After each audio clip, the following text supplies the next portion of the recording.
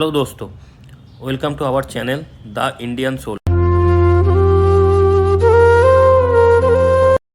और मेरा नाम है शुभो और आज हम लोग डिस्कस करने वाले हैं इंदिरा गांधी जी के बारे में और उनके फॉरेन पॉलिसी के बारे में। तो 1966 में लाल बहादुर जी का देहांत होने के बाद इंदिरा गांधी जी भारत के तीसरे प्राइम मिनिस्टर बने और पहला महिला प्राइम मिनिस्टर बने। उन्होंने 1966 से 1977 तक as a prime minister India को सर्व किया और 1980 से 1984 तक इंडिया को एज ए प्राइम मिनिस्टर दोबारा सर्व किया। तो उनके जो प्राइम मिनिस्टरशिप के टाइम उनका एग्रेसिव पॉलिटिकल जो डिसीजन उन्होंने लिए थे, वही सारे डिसीजन उनको दूसरे पॉलिटिशियन से अलग करती है और उनको अलग फेमस बनाती है। तो अब हम देखेंगे इंदिरा गांधी जी जो हम बोले 1996 से 1997 तक 77 तक as a prime minister India को सर्व किया। उसके बाद 1980 से 1984 तक दूसरी बार इंडिया को एज ए प्राइम मिनिस्टर सर्व किया। तो उनका जो टेन्योर था वो लगभग, अगर दोनों टेन्योर हम जोड़ दें तो लगभग 15 साल की टेन्योर था उनका। 15 साल 350 दिन का एक टेन्योर था, जो कि second largest serving Indian prime minister का टेन्योर है। पहला जो longest serving Indian prime minister थे वो थे जवाहरलाल नेहरू, जो उनके पिताजी थे, और उसके बाद second longest serving prime minister का जो टाइम है वो इंदिरा गांधी जी के पास थे।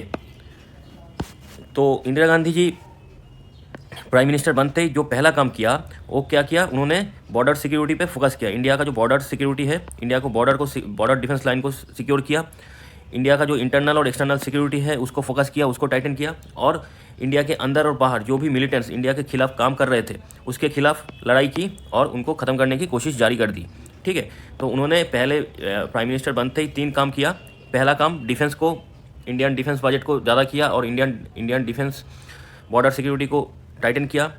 इंडिया के एक्सटर्नल और इंटरनल सिक्योरिटी को टाइटन किया और इंडिया के अंदर और बाहर जो भी मिलिटेंट्स इंडिया के खिलाफ काम कर रहे थे उसके खिलाफ लड़ना चालू कर दिए थे। ठीक है, तो ये सारी चीज़ उसके दिमाग में पहले से था, क्योंकि उन्होंने देखा 1965 का इंडिया पाकिस्तान वॉर, उसके पहले 1962 में इंडिया चाइना का कॉन्फ्लिक्ट, उसके पहले इंडिपेंडेंस के ठीक बाद 1947 में पाकिस्तान का इंडिया पे अटैक, ये सारे चीज़ उनके दिमाग में थे। तो उन्होंने पहले ही सोच लिया था अगर इंडिया के अंदर और बाहर इंडिया का सिक्योरिटी टाइटन और सिक्योर नहीं होगा तो इंडिया का ग्रोथ भी उतना नहीं सही से नहीं होगा। तो पहले आते ही उन्होंने सिक्योरिटी के ऊपर फोकस किया और इंडिया का जो बॉर्डर डिफेंस है उसको टाइटन किया और जितना हो सके उतना इंडिया के अंदर और बाहर मिलिटेंसी के खिलाफ उन्होंने एक्शन लेना चालू कर दिए थे। अब हम देखेंगे उनका फॉरेन पॉलिसी का जो शिफ्ट हुआ था वो देखेंगे। क्या था शिफ्ट, उन्होंने उनके पिताजी के टाइम में, मतलब नेहरू जी के टाइम में भारत का जो फॉरेन पॉलिसी था वो मेनली बेस्ड था किसके ऊपर, आइडियलिज्म के ऊपर। आइडियलिज्म, इसका अर्थ क्या हुआ, इसका अर्थ ये हुआ, आइडियलिज्म का मतलब है आदर्शवाद। ठीक है, उन्होंने वही आइडियलिज्म से कहाँ पे शिफ्ट किया इंडियन फॉरेन पॉलिसी को, प्रैग्मेटिज्म और रियलिज्म। प्रैग्मेटिज्म, इस वर्ड का मीनिंग क्या है, इस वर्ड का मीनिंग है प्रैक्टिकलिटी और रियलिज्म मतलब रियलिटी। ठीक है, तो अगर हम एग्जाम्पल से समझे, नेहरू जी आइडियलिज्म को प्रायोरिटी देते थे। आइडियलिज्म अगर एक एग्जाम्पल से समझने की कोशिश करें हम लोग, तो एक आइडियल दुनिया कैसा होना चाहिए जहाँ पे कोई जंग ना हो, एक देश दूसरे देश के खिलाफ ना लड़े, एक देश दूसरे खिलाफ के ऊपर दूसरे देश के खिलाफ बम ना मारे, तो जितना हो सके हथियार की खपत, हथियार की मैन्युफैक्चरिंग दुनिया के अंदर कम हो। ये सारे चीज़ एक आइडियलिज्म के अंदर आता है, क्योंकि दुनिया, एक आइडियल दुनिया कैसा होता है, जो शांति से भरा हो, लोग अपने काम करेंगे, खुशहाल रहेंगे, तो ये होता है आइडियल दुनिया। तो इसी सोच के साथ, इस आइडियलिज्म के चलते हुए नेहरू जी ने क्या बोला, नेहरू जी ने बोला कि हम लोग डिसआर्मामेंट करेंगे, जितना हो सके हथियार कम खरीदेंगे और इंडिया के अंदर भी, देश के अंदर भी हथियार हम कम बनाएंगे, हम दूसरे देश के ऊपर कभी अटैक भी नहीं करेंगे और इसके चलते दूसरे देश भी हमारे साथ शांति में रहेंगे और हमारे ऊपर कोई अटैक भी नहीं आएगा। तो ये था नेहरू जी का सोच। लेकिन ये जो सोच था ये आइडियलिज्म के ऊपर बेस्ड था, मतलब जो आदर्शवाद होता है, जो एक्चुअली परफेक्ट होना चाहिए वो, लेकिन दुनिया तो परफेक्ट होती नहीं है। दुनिया में जितना भी आप हथियार की खपत कम कर लो, जितना भी हथियार मैन्युफैक्चरिंग कम कर लो, जितना भी हथियार आप कम खरीदो, लेकिन दुनिया के सारे देश आपकी बात मानेंगे नहीं। तो आज भी देख ले, दुनिया के अंदर रशिया यूक्रेन का वार चल रहा है, इसराइल के साथ सीरिया, लेबानन, गाजा का जंग चल रहा है, यूएसए ने हर जंग को फंड कर रहा है बाहर से, ऊपर से यूरोपियन जो यूनियन है वो भी यूक्रेन और रशिया के जंग के अंदर अटैच होकर पड़ा हुआ है। चाइना ताइवान को थ्रेट देता है, कभी भी अटैक कर सकता है। पाकिस्तान इंडिया के ऊपर टेररिस्ट अटैक करता ही रहता है। तो ये है रियलिटी। रियलिटी में क्या होता है, रियलिटी में कोई डिसआर्मामेंट कोई देश करता नहीं है। हर देश दूसरे देश के ऊपर कैसे प्रेशराइज करे, उसके ऊपर कैसे जंग करके उसका एरिया अपने पास ले ले, ये सारी चीज़ दुनिया के अंदर चलता रहता है। तो कोई भी देश आप जितना भी बोल लो कि आप हथियार कम कर लो, हाँ न्यूक्लियर डिसआर्मामेंट कर लो, न्यूक्लियर बम न्यूक्लियर वेपन ना बनाओ, तो कोई देश सुनेगा नहीं। तो अगर इसी के चलते हुए आइडियलिज्म कोई देश तो हथियार कम करेगा नहीं। ऊपर से आप ऐसे एज ए इंडियन, अगर इंडिया खुद के हथियार कम कर लिया तो उसके नतीजा भी हमें भुगतना पड़ा 1962 वॉर में, क्योंकि उस टाइम हमारे पास उतना एडवांस हथियार तो थे नहीं और चाइना के पास एडवांस हथियार थे। उन्होंने अटैक किया, जंग में वो लोग जीत गए और हम बुरी तरीके से हार गए। तो ये सारे सोच जो नेहरू जी के टाइम पे चल रहा था, आइडियलिज्म के ऊपर बेस करके जो फॉरेन पॉलिसी चल रहा था, तो इसी को शिफ्ट किया कहाँ पे, इंदिरा गांधी जी ने मोर प्रैक्टिकलिटी और रियलिज्म के ऊपर। क्योंकि उन्होंने देखा कि दुनिया में एक देश दूसरे देश के ऊपर जंग करेगा ही। जब चाइना को मौका मिलेगा तो वो इंडिया के ऊपर अटैक करेगा। जब पाकिस्तान चाहेगा तो टेररिस्ट भेज के इंडिया के ऊपर अटैक करता है। ये सारी चीज़ उनके दिमाग में आ गया और रियलिटी को समझ लिया। तो रियलिटी के समझते हुए उन्होंने पहला काम किया, उन्होंने बॉर्डर डिफेंस को टाइटन किया और जो हथियार है उसके साथ उसको प्रोक्योर करना चालू किए और इंडिया के अंदर हथियार मैन्युफैक्चरिंग का जो प्रोसेस हो सकता था उसको भी चालू किए। उन्होंने समझ लिया कि रियलिज्म यही है कि दुनिया के अंदर हथियार की खपत कभी कम नहीं होगा। अगर इंडिया कम कर भी ले, दूसरे देश कम करेगा नहीं। तो यही है रियलिटी। दूसरे देश हथियार बनाएगा और दूसरे देश के ऊपर जंग करेगा। अगर आप ताकतवर बनोगे, आपके पास हथियार होगा, तो दूसरे देश आपके ऊपर अटैक नहीं करेगा और आप भी शांति से जी पाओगे। तो रियलिटी यही है, अगर आप ताकतवर हो, आपके पास लड़ने की ताकत है, तो ही आप शांति को पा सकोगे, क्योंकि दूसरा देश आपकी ताकत से डरेगा और आपके ऊपर अटैक नहीं करेगा। ठीक है। तो इसी के चलते हुए उन्होंने रियलिटी को समझा और प्रैक्टिकल डिसीजन क्या लिए। उन्होंने इंडियन बॉर्डर को सिक्योर किया, मिलिटेंसी के खिलाफ लड़ने लगे, उसको ख़त्म करने की कोशिश की और हथियार की जो प्रोक्योरमेंट है वो भी चालू कर दिए थे इंदिरा गांधी जी के टाइम से। इंदिरा गांधी जी, ठीक है। ये हो गया जो शिफ्ट था आइडियलिज्म से प्रैग्मेटिज्म और रियलिज्म का जो शिफ्ट था इंदिरा गांधी का, इसका रीज़न। अब हम देखेंगे जब इंदिरा गांधी जी इंडिया का प्राइम मिनिस्टर बने, तब इंडिया के अंदर क्या क्या डोमेस्टिक चैलेंज उनको फेस करना पड़ा। तो वो पहली बार जब इंडिया का प्राइम मिनिस्टर बने, उससे पहले से ही लाल बहादुर जी के टाइम से इंडिया के अंदर फूड क्राइसिस चल रहा था उसके पहले से। तो उन्होंने उस टाइम क्या होता था, उस टाइम इंडिया एग्रीकल्चर में उतना डेवलपमेंट किया नहीं था। तो अनाज के मामले में इंडिया सेल्फ डिपेंडेंट था नहीं। तो उस टाइम क्या होता था, जो भी फूड ग्रेन्स था वो यूएसए से इंपोर्ट करना पड़ता था। तो इसीलिए इंदिरा गांधी जी जब प्राइम मिनिस्टर बने, वो पहले ही स्टेट विजिट कहाँ पे किए, स्टेट विजिट उन्होंने अमेरिका में, यूएसए में, वाशिंगटन में मार्च 1966 में किए। और उनका ये जो विजिट था, स्टेट विजिट था यूएसए का, उनका यहाँ पे एम यही था कि इंडिया और यूएसए के बीच में एग्रीकल्चरल कोऑपरेशन हो जाए और इंडिया के अंदर वो ग्रीन रेवोल्यूशन लेके आ पाए। यही था उनका पहला गोल। जो कि एक प्राइम मिनिस्टर, जब एक देश फूड क्राइसिस से गुजर रहा है, तब एक प्राइम मिनिस्टर का पहला गोल यही होना चाहिए। प्राइम मिनिस्टर बनते ही उन्होंने यूएसए गया और यूएसए से कोऑपरेशन मांगा, किसमें, एग्रीकल्चर फील्ड में। ठीक है, एग्रीकल्चर में एडवांसमेंट मांगी, टेक्नोलॉजी मांगी। और क्योंकि उनका टारगेट यही था कि इंडिया के अंदर ग्रीन रिवोल्यूशन लेके आए, जैसे कि उसके बाद इंडिया अपने अनाज के मामले में, अपने एग्रीकल्चर के मामले में सेल्फ डिपेंडेंट हो जाए। ठीक है। तो उसके बाद क्या हुआ, उसके बाद 1969 आया।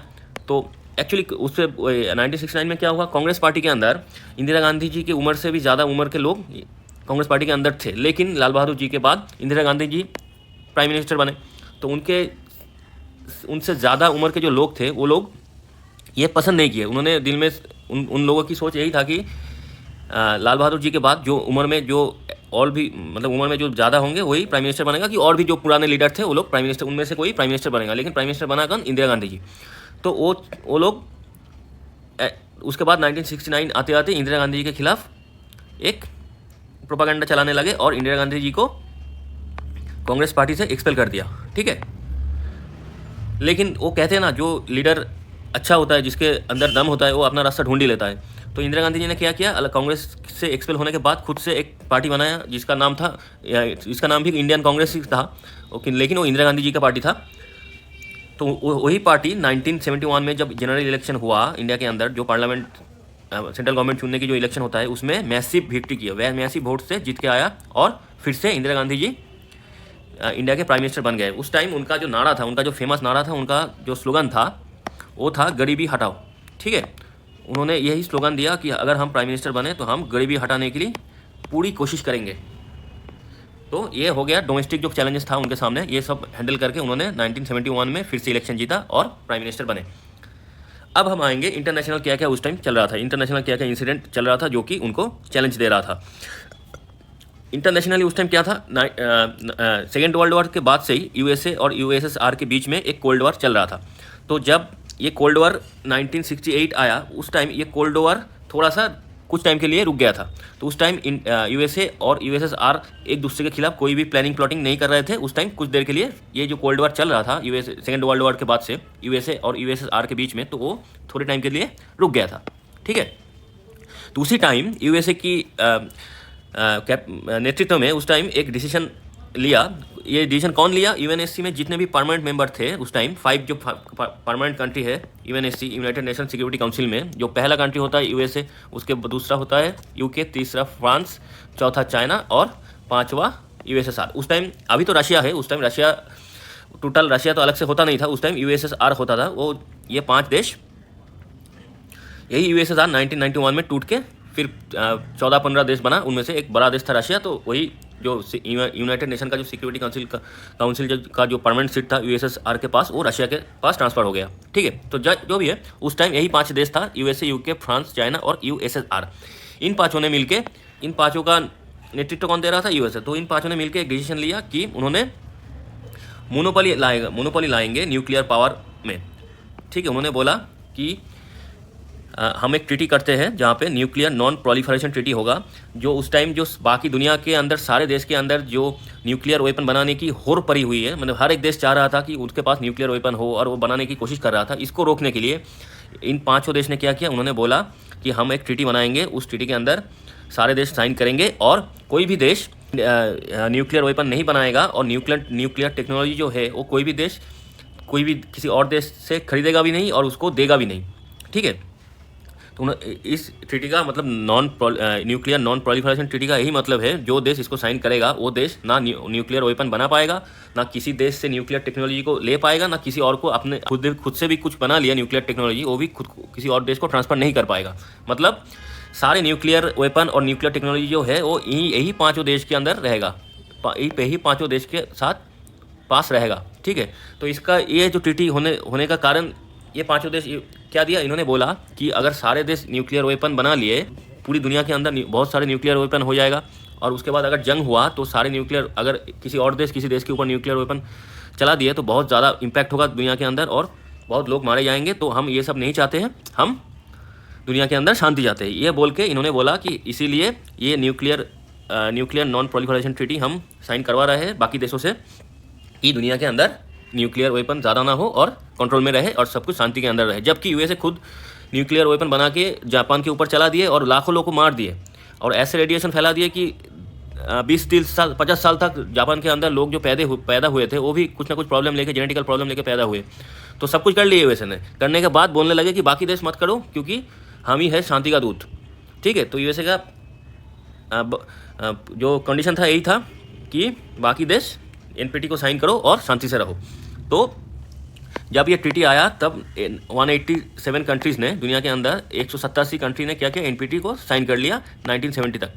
ठीक है, तो 5 देश ऐसा था जो एनपीटी को साइन नहीं किया। उन्होंने बोला कि ये ट्रीटी डिस्क्रिमिनेटरी है, मतलब ये सारे पावर इन 5 देश के पास क्यों होगा। अगर हमारे पास कैपेबिलिटी है, तो अगर न्यूक्लियर वेपन हम बना सकते हैं, न्यूक्लियर टेक्नोलॉजी हम बना सकते हैं, तो क्यों नहीं बनाएंगे, हम आपके नीचे क्यों रहेंगे। यही था ये 5 देश का ये सोच, यही था कि हम अलग से क्यों नहीं बना पाएंगे, अगर हमारे पास टैलेंट है तो हम ज़रूर बनाएंगे। तो वो 5 देश जो एनपीटी को साइन नहीं किया, उनमें से पहला था इंडिया, दूसरा पाकिस्तान, तीसरा इजराइल, चौथा नॉर्थ कोरिया और 5वां साउथ सूडान।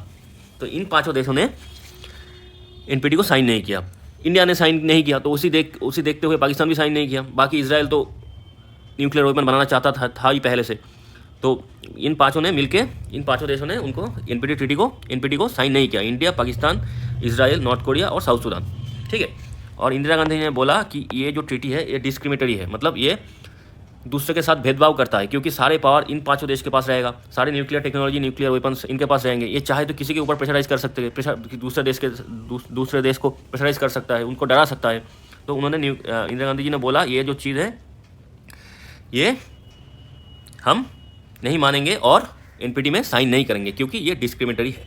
ठीक है, ये था इंदिरा गांधी का स्टैंड किसके ऊपर, न्यूक्लियर नॉन प्रोलिफरेशन ट्रीटी के ऊपर। तो जाहिर सी बात थी, अगर जब इंदिरा गांधी जी ने ये माना कर दिया साइन करने को, तो यूएसए सुपर पावर था उस टाइम, तो यूएसए ने थोड़ा सा रूठा इंडिया के ऊपर, इंदिरा गांधी जी के ऊपर। ठीक है, तो इसके बाद जो यूएसए का जो प्रेसिडेंट थे निक्सन, उन्होंने तो इंदिरा गांधी को वो जो प्रेसिडेंट थे वो इंदिरा गांधी को एकदम पसंद नहीं करते थे, क्योंकि इंदिरा गांधी उनके बात मानते नहीं थे, किसी की बात वो मानते नहीं थे। जो इंडिया के लिए सही होता था इंदिरा गांधी वही डिसीजन लेते थे। तो यही चीज़ उनको पसंद नहीं आता था निक्सन को, इसीलिए उन्होंने इंदिरा गांधी जी को बिल्कुल पसंद नहीं करते थे। तो अब हम देखेंगे 1970 का कहानी हो गया, जो एनपीटी ट्रीटी आया था, हाँ, न्यूक्लियर नॉन प्रोलिफरेशन ट्रीटी। तो ये हो गया। उसके बाद हम देखेंगे 1971 में जो India Soviet treaty of peace, friendship and cooperation हुआ था, उसको देखेंगे, अभी उसको पढ़ेंगे। तो पहले हम ये जो इंडिया और उस टाइम के यूएसएसआर थे, इन दोनों के बीच में एक पीस ट्रीटी हुआ था, जो कि treaty of peace, friendship and cooperation 1971 इसको बोला जाता है। तो पहले हम समझेंगे ये ट्रीटी हुआ क्यों, क्योंकि पहले से इंडिया का जो स्टैंड था वो था नॉन अलाइनमेंट मतलब सेकेंड वर्ल्ड वॉर के बाद यूएसए और यूएसएसआर, ये दो ताकतवर देश दुनिया में उभरा। तो हर एक जो छोटे देश थे ये इन दोनों के साथ जुड़ने लगे थे, मतलब दोनों की, अगर कोई यूएसए के साथ जुड़ रहा है तो कोई यूएसएसआर के साथ जुड़ रहा है, तो अलाइन कर रहा था। लेकिन तब इंडिया ने बोला था कि हम किसी के साथ भी अलाइन नहीं करेंगे, हम न्यूट्रल रहेंगे और दुनिया के अच्छे के लिए, भला के लिए जो भी होगा हम करेंगे। उसके लिए अगर दोनों से हम बात करनी पड़ी तो दोनों से बात करेंगे, लेकिन हम न्यूट्रल रहेंगे और जंग के मामले में अगर कहीं पे भी वार हो वहाँ पे हम नहीं जाएंगे, हम जितना हो सके वार को, जंग को अवॉइड करने की कोशिश करेंगे। ये था इंडिया का पहले स्टंट। तो अब इंडिया अचानक से यूएसएसआर के साथ इंदिरा गांधी जी ने क्यों ट्रीटी ऑफ पीस और फ्रेंडशिप किया, ये इसका बैकग्राउंड समझने के लिए पहले इस इंसान को समझना पड़ेगा। ये कौन है, उस टाइम यूएसए का प्रेसिडेंट जो है निक्सन, ठीक है, NIXON, निक्सन। इन्होंने क्या किया, इन्होंने इंडिया के बैकयार्ड में क्या किया, इन्होंने आके पाकिस्तान के थ्रू, मतलब यूएसए ने पाकिस्तान को बोला कि हम चाइना के साथ बात करना चाहते हैं। मतलब ये सोच इनके थे कि हम चाइना के साथ बात करके चाइना के साथ अलायंस बनाएंगे। तो चाइना के साथ पाकिस्तान का रिलेशन पहले से अच्छा था, तो पाकिस्तान ने क्या किया, चाइना को बोला कि यूएसए आपसे बात करना चाहता है, तो आप लोग मीटिंग कर लो और एक प्रॉब्लम, जितना भी प्रॉब्लम है, आप लोग यूएसए में डेमोक्रेसी चलता है, आप लोग कम्युनिस्ट हो, लेकिन ये जो दूरी है इसको सुलटा के बात करके इसको प्रॉब्लम को सॉल्व करके फिर हम तीनों मिलकर एक अलायंस बनाते हैं। तो चाइना भी राजी हो गया और ये निक्सन, मतलब America, USA plus China plus Pakistan, इन तीनों ने मिलके मीटिंग करके कम्युनिस्ट चाइना के साथ बात करके यूएसए, चाइना और पाकिस्तान को लेके एक अलायंस बना लिया। ये अलायंस का मेन जो पर्पस था, यही पर्पस था कि इंडिया के ऊपर इंडिया को प्रेशराइज करना। अगर इंडिया कोई भी बात यूएसए या तो वेस्टर्न कंट्री का ना माने तो इंडिया को डराना, ठीक है। इसका मेन प्रायोरिटी यही था, इनका ये जो अलायंस यूएसए ने बनाया था, इनका जो मेन जो सोच था यही था, ठीक है। यहीं पे आता है रियलिज्म और प्रैक्टिकलिटी और आइडियलिज्म। अगर मान लेते हैं तीन देश अपने बीच में जो भी प्रॉब्लम था उसको सॉल्व करके एक अलायंस बना रहा है, तो उसमें इंडिया का क्या दिक्कत हो रहा था, कोई दिक्कत होना नहीं चाहिए, जो कि आइडियलिज्म बोलता है कि आदर्श बात, अगर तीन देश अपने अंदर जो भी डिस्प्यूट था, जो भी प्रॉब्लम था, वही उसको सॉल्व करके एक अलायंस बना रहा है, तो उसमें इंडिया का क्या प्रॉब्लम होना चाहिए, नहीं, कोई भी प्रॉब्लम नहीं होना चाहिए। लेकिन ये था आइडियलिज्म, अगर आइडियलिज्म की सोचे तो इंडिया का कोई दिक्कत नहीं होना चाहिए था। लेकिन रियलिटी में क्या था, रियलिटी में यही था कि ये जो अलायंस बन रहा था, यूएसए ने जो चाइना और पाकिस्तान से मिलके जो अलायंस बनाया, ये इसीलिए बनाया कि इंडिया को प्रेशराइज कर पाए और इंदिरा गांधी जी के ऊपर प्रेशर डाल सके कि अगर आप हमारे बात ना सुनो तो हम इंडिया को नुकसान भी पहुंचा सकते हैं। यही था रियलिटी। इस रियलिटी को काउंटर करने के लिए इंदिरा गांधी जी ने एक प्रैक्टिकल डिसीजन लिया था, जो कि उन्होंने जाके यूएसएसआर से अलाइन होकर यूएसएसआर से ट्रीटी ऑफ पीस, फ्रेंडशिप और कोऑपरेशन कर लिया 1971 में। और उस टाइम यूएसएसआर और यूएसए के बीच में तो एक कोल्ड वॉर चल ही रहा था, तो यूएसएसआर तो ऐसे ही यूएसए का दुश्मन था, तो ये ट्रीटी होने में कोई दिक्कत भी नहीं आया, तो आसानी से यूएसएसआर और इंडिया के बीच में ये फ्रेंडशिप ट्रीटी हो गया। अब देखेंगे इस ट्रीटी के अंदर हुआ क्या था, मतलब जो क्या क्या एग्रीमेंट हुआ था। ये जो ट्रीटी हुआ था, इंडो सोवियत ट्रीटी जो of peace, friendship and cooperation, इसमें क्या था, एक तो पहला ये चीज़ दुनिया को समझ में आ गया, इंडिया ऐसे वो आइडियलिज्म को पकड़ के नहीं बैठेगा, इंडिया अपने हिसाब से अपने इंटरेस्ट के लिए जो सही लगे वो करेगा। इसीलिए वो जो इंडिया का जो नॉन अलाइनमेंट जो स्टैंड था उससे जो शिफ्ट हुआ यूएसएसआर की तरफ, ठीक है, ये समझ में आ गया सबको। तो अब हम बात करेंगे 1971 में जो इंडो सोवियत ट्रीटी हुआ था उसके बारे में और उसके टर्म्स एंड एग्रीमेंट के बारे में, ठीक है।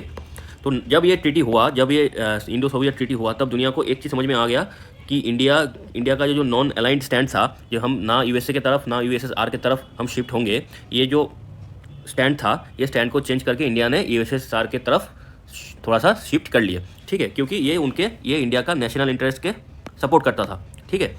तो इस ट्रीटी के बाद दुनिया को ये समझ में आ गया कि इंडिया ऐसे आइडियलिज्म को पकड़ के नहीं बैठेगा। इंडिया के सेल्फ इंटरेस्ट के लिए, नेशनल इंटरेस्ट के लिए, इंडिया के लिए जो सही रहेगा वही इंदिरा गांधी जी करेगा, ठीक है। तो ये दुनिया को समझ में आ गया था। उसके बाद यूएसएसआर ने क्या किया, एग्रीमेंट में क्या था, यूएसएसआर ने इंडिया को मिलिट्री सप्लाई का गारंटी कर दिया। मतलब मिलिट्री सप्लाई जितना भी चाहिए, जितना भी आर्म्स एंड एमुनेशन चाहिए, वो इंडिया को गारंटी मिलेगा कहाँ से, यूएसएसआर से, ठीक है। तो और अगर चाइना इंडिया को अटैक करे, ये बात भी लिखा हुआ था कि अगर चाइना इंडिया को अटैक करे तो USSR would preemptively support India.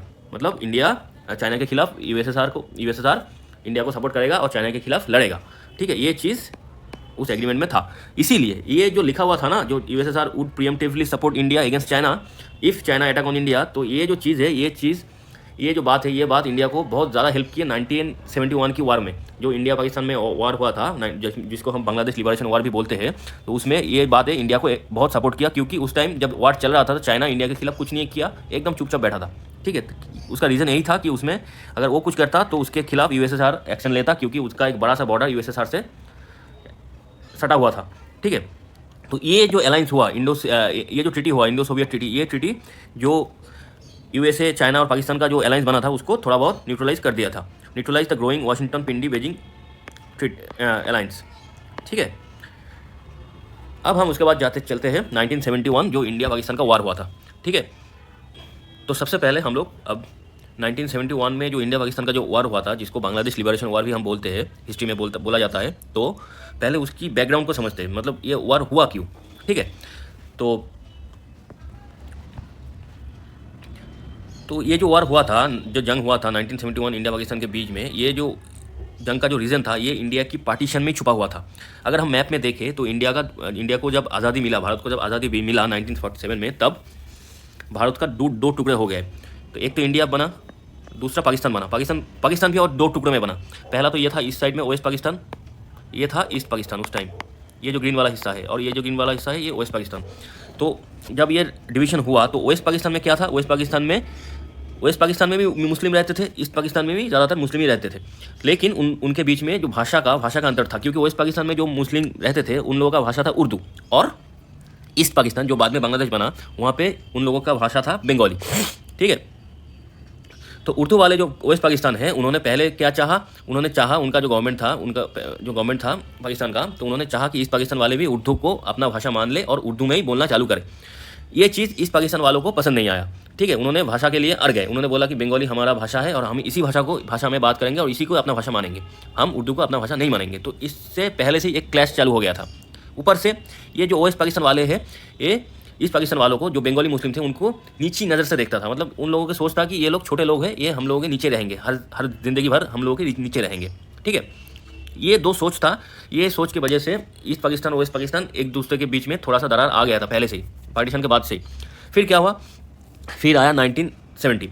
तो आज़ादी के बाद इंडिया और पाकिस्तान दोनों एक टाइम पे आज़ाद हुआ 1947 में आज़ाद होने के बाद इंडिया में पहली बार 1951 में जनरल इलेक्शन हो गया था, जिसमें जवाहरलाल नेहरू जी चुन के आए थे, वोट में जीत के, पब्लिक के वोट से जीत के आए और प्रधानमंत्री बने। लेकिन पाकिस्तान में ऐसा हुआ नहीं था। पाकिस्तान में पहला जनरल इलेक्शन हुआ, प्रेसिडेंट, वहाँ पे हमारे यहाँ जैसे कि प्राइम मिनिस्टर इलेक्शन होता है, जो सेंट्रल गवर्नमेंट का जो इलेक्शन होता है, तो पाकिस्तान में क्या होता है, प्रेसिडेंट चुन के आता है। प्रेसिडेंट का जो सेंट्रल गवर्नमेंट होता है उसका सिलेक्शन होता है जनरल इलेक्शन में, ठीक है। तो पाकिस्तान में क्या हुआ, 1947 में आज़ादी के बाद 1970 में, मतलब 1970 में जाके पहला जनरल इलेक्शन हुआ, ठीक है। उसके पहले पाकिस्तान का प्रेसिडेंट कौन थे, याह्या खान। ये जो याह्या खान, ये उसके टाइम में प्रेसिडेंट था, और ये एक आर्मी जनरल भी थे, ठीक है। ये था उनका फोटो, याह्या खान। उन्होंने 1970 में क्या किया, पहला जनरल इलेक्शन, जो प्रेसिडेंट चुनने की, पाकिस्तान के अंदर जो प्रेसिडेंट चुना जाता है उसका जो प्रोसेस है, उसको चालू किया 1970 में। तो उस टाइम ईस्ट पाकिस्तान के अंदर जो सबसे बड़े लीडर थे उनका नाम था मुजीबुर रहमान, शेख मुजीबुर रहमान, ये इंसान, ठीक है। इनका जो पार्टी था, इनका पार्टी का नाम अवामी लीग। और वेस्ट पाकिस्तान में सबसे बड़े लीडर थे, उनका नाम था जुल्फिकार अली भुट्टो। इनका पार्टी का नाम था पाकिस्तान पीपल पार्टी, पीपीपी, ठीक है। इनका नाम था अवामी लीग, जो कि ईस्ट पाकिस्तान में था, और पीपीपी वेस्ट पाकिस्तान में था। तो 1970 में जनरल इलेक्शन हुआ, उनमें से उस इलेक्शन में ये मुजीबुर रहमान का जो पार्टी था अवामी लीग, उन्होंने 167 सीट लेके आया, और पीपीपी ने 88 सीट, जो कि मुजीबुर रहमान से कम सीट था, बहुत कम था, और इनको ज़्यादा नंबर में सीट मिला, किनको, मुजीबुर रहमान को। तो अब जनरल हिसाब से क्या होना चाहिए, इलेक्शन में मुजीबुर रहमान जी ने जीता, इसी हिसाब से प्रेसिडेंट, पाकिस्तान का प्रेसिडेंट कौन होना चाहिए, शेख मुजीबुर रहमान।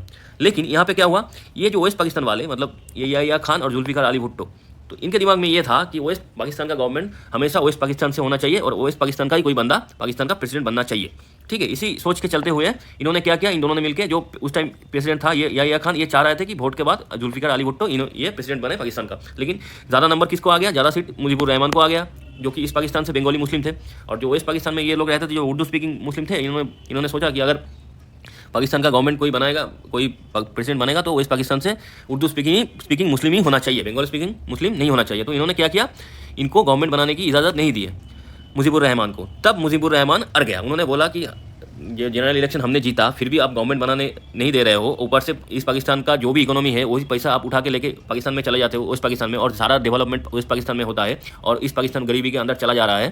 तो उन्होंने बोला कि इन्होंने बोला कि हम ये पाकिस्तान से आज़ादी चाहते हैं और अलग देश बनाएंगे जिसका नाम होगा बांग्लादेश, ठीक है। ये सोच इन्होंने सामने रख दिया उस टाइम। तो ये सोच जब भी सामने आया, तो उसके सपोर्ट में ईस्ट पाकिस्तान के अंदर बहुत सारे लोग खड़े हो गए मुजीबुर रहमान को सपोर्ट करने के लिए, ठीक है। ईस्ट पाकिस्तान के अंदर बंगाली स्पीकिंग मुस्लिम लोगों ने भी बोला कि हमें पाकिस्तान से आज़ादी चाहिए। लेकिन ये जो सोच था, ये तो पाकिस्तान वालों को पसंद आएगा नहीं, पाकिस्तान आर्मी को भी पसंद नहीं आया। तो इन्होंने क्या किया, याहिया खान ने, इन्होंने ऑर्डर पास किया, एक ऑपरेशन शुरू हुआ, ऑपरेशन का नाम था ऑपरेशन सर्च लाइट। ये ऑपरेशन पाकिस्तान आर्मी ने कहाँ चालू किया, ईस्ट पाकिस्तान में। पाकिस्तान आर्मी ने कहाँ चालू किया, ईस्ट पाकिस्तान में। पाकिस्तान आर्मी का मोटो क्या था, इस ऑपरेशन का गोल क्या था, इस ऑपरेशन का गोल यही था कि जो भी ईस्ट पाकिस्तान के अंदर, जो भी बंगाली स्पीकिंग लोग, जो भी मुजीबुर रहमान को सपोर्ट कर रहा है, उनको पकड़ो और मार दो, ठीक है। जितना हो सके मुजीबुर रहमान की जो सपोर्टर्स हैं उनको ख़त्म कर दो, जितना हो सके मुजीबुर रहमान के जो भी सपोर्टर है, उनका जो पार्टी है उसको बंद करवा दो, या तो इलीगल करवा दो, कुछ करवा दो। ऐसे चलते हुए पाकिस्तान के अंदर, ईस्ट पाकिस्तान के अंदर पाकिस्तान आर्मी एक जेनोसाइड का लेवल में लोगों को मारने लगा, और उनके जो औरत भी थे, जो लोग महिला थे, उनके ऊपर रेप भी करने लगा। ये सारी चीज़ ईस्ट पाकिस्तान के अंदर हो रहा था। लोग मरने लगे, खाने की दिक्कत था, पॉवर्टी अलग लेवल पे चले गए, एक के बाद एक इलाका खाली होने लगा। पाकिस्तान आर्मी ने बिना बात के लोगों को गोली मारने लगे। तो ये सारी चीज़ जब चल रहा था, तो ईस्ट पाकिस्तान के अंदर एक सिविल वॉर स्टार्ट हो गया। उसी ईस्ट पाकिस्तान के अंदर भी कुछ लोग थे जो लोग पाकिस्तान आर्मी को सपोर्ट कर रहे थे, ठीक है। तो ऐसे चलते हुए ईस्ट पाकिस्तान के अंदर जो बाद में बांग्लादेश बना, उसके अंदर एक सिविल वॉर चालू हो गया, खतरनाक सिविल वॉर था। तो इसके चलते हुए लोग ईस्ट पाकिस्तान से भाग के इंडिया आने लगे, ठीक है, बॉर्डर क्रॉस करके, क्योंकि ईस्ट पाकिस्तान के साथ इंडिया का लार्जेस्ट बॉर्डर है। अभी तो बांग्लादेश के साथ है, 4000, लगभग 4500 किलोमीटर के आसपास का बॉर्डर है, 4000 से 4500 के बीच में, एग्जैक्ट अभी याद नहीं आ रहा है। तो ये जो बॉर्डर था, बॉर्डर क्रॉस करके सारे रिफ्यूजी ईस्ट पाकिस्तान से इंडिया आने लगे। तो इंडिया के अंदर एक रिफ्यूजी क्राइसिस चालू हो गया। ऐसे इंडिया उस टाइम, इंदिरा गांधी के टाइम में इंडिया के अंदर एक तो फूड क्राइसिस था ही, ऊपर से इतने सारे रिफ्यूजी आने लगे, तो इंडिया के अंदर फूड क्राइसिस और भी ज़्यादा हो गया। और एक तो रिफ्यूजी क्राइसिस, तो उनका रहने का, खाने का बंदोबस्त करना पड़ा, तो इंडिया के अंदर एक रिफ्यूजी क्राइसिस भी चालू हो गया। तब इंदिरा गांधी जी ने क्या सोचा, उन्होंने सोचा कि ये एक गोल्डन मौका है, जो मौका शायद बाद में ना आए। इसी मौके को काम में लगाते हैं, और इसी मौके को इस्तेमाल करके पाकिस्तान के दो टुकड़े कर देते हैं। क्योंकि ऐसे ही ईस्ट पाकिस्तान के ऊपर पाकिस्तान आर्मी ने जो जेनोसाइड किया है, तो ईस्ट पाकिस्तान ऐसे ही वेस्ट पाकिस्तान से, मतलब पाकिस्तान से आज़ादी चाहता है, जो ध्यान है। इसी को चलते हुए इंदिरा गांधी बहुत पहले से प्लान करके रखा था कि अगर ऐसे हुआ तो हम लोग जंग कैसे करेंगे। उनका जो जनरल था, जो जिनके बारे में हम लोग सभी जानते हैं, तो उनको लेके बाद में हम लेक्चर बनाएंगे, जो है सैम मानेकशॉ। उनके मदद से इंडिया पहले से ही, भारत ने पहले से ही कैसे जंग होगा, कैसे पाकिस्तान इंडिया के ऊपर अटैक करेगा, फिर कैसे इंडिया रिटेलिएट करेगा, ये सोच के प्लानिंग करके रखा था। तो जब ये मौका आया, इंदिरा गांधी जी दोनों हाथों से उस मौके को एक्सेप्ट किया और पाकिस्तान के खिलाफ जंग लड़ लिए 70, और बहुत ही आसानी से ये जंग इंडिया ने जीता, और पाकिस्तान के दो टुकड़े बना दिए।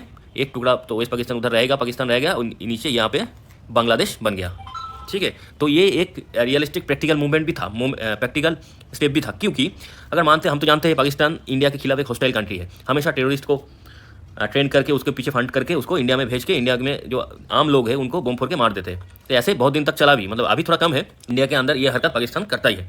ठीक है, तो ये रियलिस्टिक मूव क्यों था? अगर मान ले वेस्टर्न बॉर्डर से भी टेररिस्ट आ रहा है, दोनों तरफ पाकिस्तान अगर रहेगा तो वेस्टर्न बॉर्डर से भी टेररिस्ट आएगा, ईस्टर्न बॉर्डर से भी टेररिस्ट आएगा, ऊपर से ये नॉर्थ ईस्ट का जो मामला है यह तो है ही।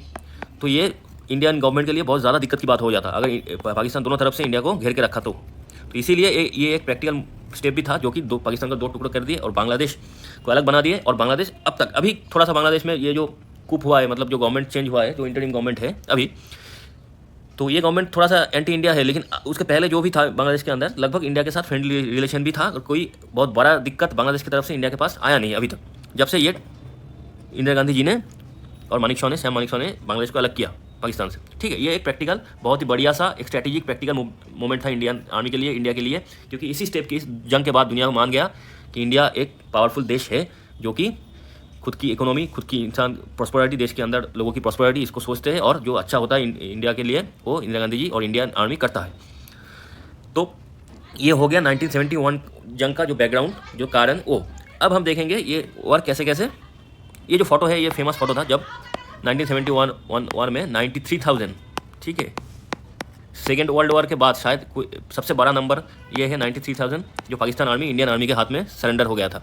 ठीक है, इन्होंने जंग करना छोड़ दिया, इन्होंने बोला कि हमसे होगा नहीं, हम बस जिनके पास हथियार नहीं होते उनके ऊपर जुल्म कर सकते हैं, उनको मार सकते हैं, जेनोसाइड कर सकते हैं, जो कि आम ईस्ट पाकिस्तान के लोग थे, जो बांग्लादेश के लोग थे, उनके ऊपर हम लोग कर सकते हैं, लेकिन हम जंग नहीं कर सकते, लड़ नहीं सकते, हमें उतनी औकात है नहीं। तो इसलिए हम सारे लोग, मतलब 93,000 पाकिस्तान आर्मी ने हथियार छोड़ दिया और बोला कि हम जंग करना हमारी बस की बात है नहीं। ये था उस टाइम के लिए, उस टाइम का फेमस फोटो जो कि सरेंडर का फोटो है पाकिस्तान आर्मी का इंडियन आर्मी के पास।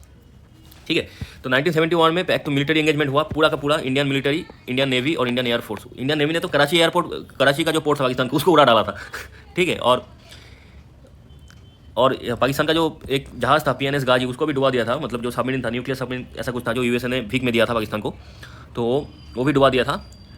ये सारे ऑपरेट हुए थे वो 1971 के वार में। उसके बाद साइकोलॉजिकल वारफेयर भी हुआ, क्योंकि रेडियो स्टेशन के थ्रू इंडिया बांग्लादेश को लिबरेट करने की बात बोलते रहे। रिफ्यूजी कैंप बनाया इंडिया ने, बांग्लादेशी रिफ्यूजी जो भी आया उस टाइम उनको रिफ्यूजी कैंप में एस्टेब्लिश किया, उसको खाना पीना दिया, उसको रखा। फिर बांग्लादेश के अंदर एक मुक्ति बाहिनी खड़ा हुआ था, जो मुक्ति बाहिनी पाकिस्तानी आर्मी के खिलाफ लड़ रहा था, उस आर्मी को भी इंडियन आर्मी ने, BSF ने ट्रेंड किया, उसको फंडिंग दिए। ठीक है, ये ऐसे करके 1971 वार हुआ और उसमें एक क्रूशियल रोल था USSR का भी। USSR ने भी इंडिया को सपोर्ट किया, क्योंकि लास्ट में जब पाकिस्तान हारने वाला था तो पाकिस्तान की सपोर्ट में USA और UK नेवी ने अपना जहाज जंगी बेड़ा भेज दिए थे। तो उसी टाइम USSR ने क्या किया, उन्होंने अपना न्यूक्लियर जो सबमरीन था वो बे ऑफ बंगाल में भेज दिया। ठीक है, तो बे ऑफ बंगाल में आते ही न्यूक्लियर सबमरीन ने USA और UK का जो भी जहाज जंगी बेड़ा आया था जो पाकिस्तान की तरफ से लड़ने के लिए, उनको बोला कि अगर आप जंग में एंट्री करोगे तो हम भी मारेंगे। तो इसी के चलते हुए जो USA और UK जो पाकिस्तान के लिए जो सपोर्ट जो जहाज भेजे थे नेवी का, तो वो काम आया नहीं, क्योंकि USSR ने उसको रोक दिया था। तो ये इंडिया के पीछे USSR का एक सपोर्ट रहा 1971 के वार में। इसीलिए कुछ भी हो जाए, इंडिया कभी रशिया का हाथ नहीं छोड़ता, क्योंकि जब दुनिया ने इंडिया का साथ छोड़ दिया था, सब बड़े बड़े ताकत ने इंडिया के खिलाफ लड़ना चाहा, इंडिया को मारना चाहा, इंडिया को नुकसान पहुंचाने की कोशिश की, तब USSR ने इंडिया को सपोर्ट किया। तो ये चीज़ हमें भूलना भी नहीं चाहिए, हम भूलेंगे भी नहीं। तो इसके बाद क्या हुआ, इसके बाद तो दिसंबर, ये जंग चालू हुआ था, नवंबर को चालू हुआ था और दिसंबर की 16 आते 1971 में ख़त्म हो गया था। और पाकिस्तान का जो जनरल था ईस्ट पाकिस्तान में, जनरल नियाजी, उन्होंने इंस्ट्रूमेंट ऑफ सरेंडर साइन किया और इंडियन कमांडर जो जिनका नाम था जनरल अरोड़ा, उनके पास सरेंडर कर दिया। 93,000 सैनिकों के साथ उन्होंने सरेंडर कर दिया। ठीक है, तो ये तो हो गया 1971 का वार, उसका बैकग्राउंड तो हम पहले समझ लिए। फिर 1971 का जंग भी हो गया, उसमें क्या हुआ, उसमें मिलिट्री पूरा का पूरा मिलिट्री, नेवी, एयरफोर्स एंगेज हो गया था। फिर साइकोलॉजिकल वारफेयर भी हुआ। फिर रेडियो स्टेशन से इंडिया के अंदर से बांग्लादेश को फ्री करेंगे, ये भी बात चलता गया ईस्ट पाकिस्तान के अंदर, जो कि उनके लोगों के अंदर जो मोटिवेशन था उनको ज़्यादा किया, बूस्ट किया। फिर इंडिया ने अपने अंदर रिफ्यूजी कैंप लगाया, जिसमें बांग्लादेश से भागे हुए जो लोग थे उनको रहने की और खाने पीने की बंदोबस्त की। फिर मुक्ति बाहिनी, जो बाहिनी बांग्लादेश के अंदर पाकिस्तान आर्मी के खिलाफ लड़ रहा था, उसको ट्रेंड किया, फिर उसको गरीला वारफेयर सिखाया, फिर फंड किए, और बॉर्डर सिक्योरिटी फोर्स ने भी उनको बहुत ज़्यादा हेल्प किया ये सब करने के लिए, मुक्ति बाहिनी को लड़ना सिखाया, फंडिंग किए।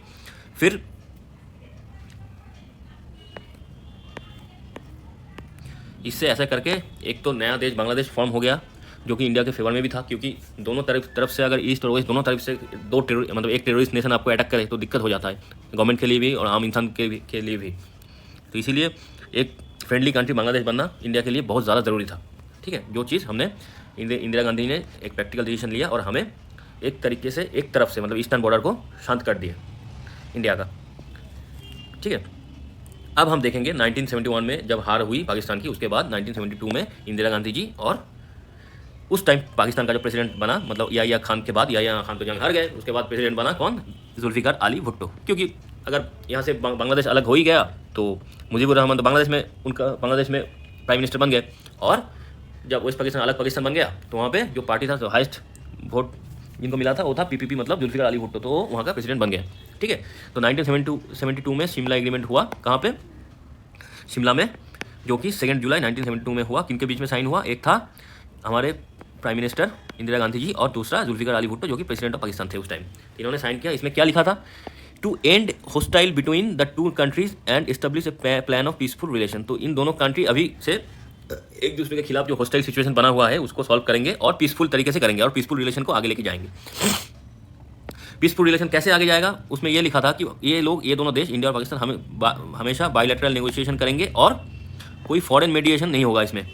अगर इंडिया और पाकिस्तान के बीच में कोई डिस्प्यूट, कोई दिक्कत चल रहा है, कोई प्रॉब्लम है, तो ये प्रॉब्लम ये दोनों इंडिया और पाकिस्तान दोनों बैठ के बात करके सॉल्व करेगा। कोई तीसरा बाहर से कोई देश आके बीच में बात नहीं करेगा। ठीक है, इसमें charter of UN shall govern relation between India and Pakistan. Charter of UN में जो लिखा हुआ है यूनाइटेड नेशन के चार्टर में, उसी हिसाब से काम होगा इंडिया और पाकिस्तान के बीच में। और सीज फायर लाइन जो दिसंबर 17 1971 में फिक्स हुआ, हाँ, उससे क्या हुआ, शैल बी रिस्पेक्टेड होयर, दोनों तरफ से, आर्मी की तरफ से उस लाइन को, जो लाइन ऑफ कंट्रोल है, उसको रिस्पेक्ट किया जाएगा और सीज फायर होगा उसमें।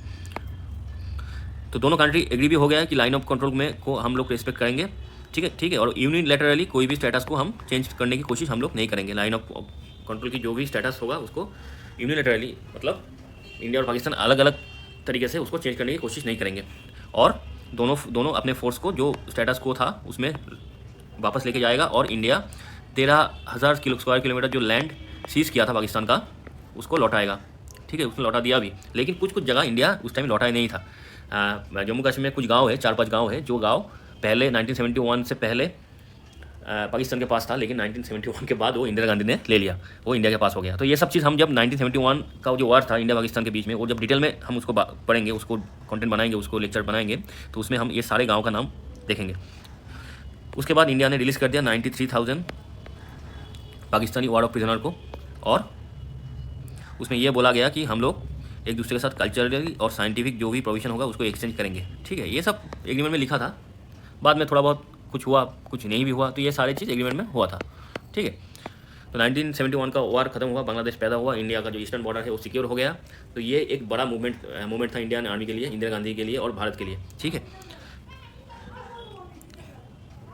फिर हम देखेंगे इंडिया के अंदर कैसे न्यूक्लियर पॉलिसी और प्रोग्राम को इंदिरा गांधी जी ने आगे लेके गए थे। तो एनपीटी इंडिया ने, पहले हमने देख लिया, इंडिया ने एनपीटी साइन किया नहीं था, इसलिए इंडिया उन देशों में के अंदर नहीं आता था जो लोग मान लिए थे कि हम लोग न्यूक्लियर टेक्नोलॉजी डेवलप नहीं करेंगे और न्यूक्लियर वेपन नहीं बनाएंगे। ठीक है, तो ये इन देशों के अंदर इंडिया नहीं था। इंडिया बोला था कि अगर हमारे पास कैपेबिलिटी है तो हम ज़रूर बनाएंगे, न्यूक्लियर टेक्नोलॉजी बनाएंगे, उसके बेस करके हम न्यूक्लियर वेपन भी बनाएंगे। तो इसी चलते हुए पहली बार 1974 18 मई को इंडिया के अंदर पीसफुल न्यूक्लियर एक्सप्लोजन हुआ, जिसका नाम दिया हुआ था स्माइलिंग बुद्धा। ठीक है, ये राजस्थान में पोखरान में हुआ, और इसमें न्यूक्लियर क्लब में इंडिया का एंट्री हो गया। इंडिया ने न्यूक्लियर स्माइलिंग बुद्धा टेस्ट किया, जो कि एक पीसफुल न्यूक्लियर वेपन टेस्ट था। क्योंकि यहाँ पे पीसफुल हम इसलिए बोलते हैं इसको, ये actually weapon grade nuclear explosion नहीं था, ये था एक पीसफुल, जो कि मेनली न्यूक्लियर एनर्जी को डेवलपमेंट, न्यूक्लियर एनर्जी को बनाने के लिए होता है। तो the Pokhran peaceful nuclear explosion was criticised bye US, western powers, China and Pakistan. क्योंकि ये तो करेंगे, क्योंकि ये लोग चाहते, ये वेस्टर्न कंट्री यूएस कभी नहीं चाहेगा कि एक दूसरा देश जो कि साउथ एशिया से है, इंडिया है, वो पावरफुल बने। ठीक है, तो ये लोग तो क्रिटिसाइज तो करेंगे ही। ठीक है, तो ये जब ये इंसिडेंट हुआ, ये पीसफुल, देखिए यहाँ पे थोड़ी सी समझने की बात है, तो बाद में हम न्यूक्लियर टेक्नोलॉजी जब पढ़ेंगे उसमें तो हम डिटेल में डिस्कस करेंगे ही। इसमें हमें बस इतना समझना है, पीसफुल यहाँ पे इसलिए बोल रहा है बोल रहे हैं हम न्यूक्लियर जब वेपन बनता है, न्यूक्लियर टेक्नोलॉजी बोलिए, न्यूक्लियर वेपन बोलिए, कहीं पे भी कुछ भी बोल लीजिए, यहाँ पे एक चीज़ यूज़ होता है जो कि है यूरेनियम। ठीक है, यूरेनियम के ऊपर एक प्रोसेस चलता है इनरिच करना। यूरेनियम को 90% के ऊपर हम इनरिच करते हैं, तब वो यूरेनियम वेपन ग्रेड यूरेनियम बन जाता है। उससे पहले मतलब जब 1-2% हम उसको इनरिच करते हैं तो वो चीज़, ये यूरेनियम सिविल यूज़ के लिए होता है। सिविल यूज़ मतलब इलेक्ट्रिसिटी जनरेशन के लिए होता है। तो ये जो यूरेनियम होता है जो 3-4% इनरिच होता है, तो इसको हम पीसफुल बोलते हैं, क्योंकि इसका जो एक्सप्लोजन होता है वो उतना बड़ा एक्सप्लोजन नहीं होता है, छोटा एक्सप्लोजन होता है, और इससे मेनली सिविल जो इलेक्ट्रिसिटी होता है उसको हम बनाते हैं। तो ये एक छोटा एक्सप्लोजन था जो कि पोखरान में हुआ था 1974 में 18 मई को।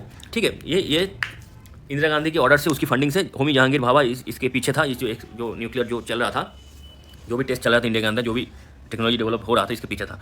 तो ये एक ऐसे इंसिडेंट था। तो अगर कोई भी देश ये पहला ये ऐसे जो सिविल ग्रेड जो न्यूक्लियर एक्सप्लोजन होता है, जो पीसफुल न्यूक्लियर एक्सप्लोजन हम लोग बोलते हैं, ये कर लेता है, तो ये उसके बाद वो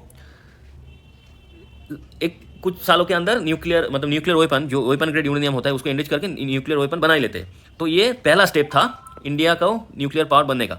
ये पहला स्टेप ही सबसे बड़ा स्टेप होता है, क्योंकि मान लेते हैं, हम एग्जाम्पल से समझने की कोशिश करते हैं। जब हम बिल्डिंग बनाते हैं ना, मान लीजिए एक 10 माले का बिल्डिंग बनानी है, तो उसका जो मेन खर्चा और मेन प्लानिंग होता है वो बिल्डिंग का जो फाउंडेशन होता है उसके लिए। तो एक बार फाउंडेशन बन गया बिल्डिंग का, तो उसके ऊपर 1 माला 2 माला 3 माला उठाने में ज़्यादा टाइम नहीं लगता है। जो फाउंडेशन होता है बिल्डिंग का, क्योंकि उस फाउंडेशन के ऊपर पूरा का पूरा 10 माले का लोड आने वाले हैं, तो उस फाउंडेशन बहुत मजबूत होना चाहिए। उसके पीछे ज़्यादा खर्चा हो जाता है, तो फाउंडेशन के पीछे। तो मान लीजिए ये जो टेस्ट था, ये टेस्ट तो पीसफुल था।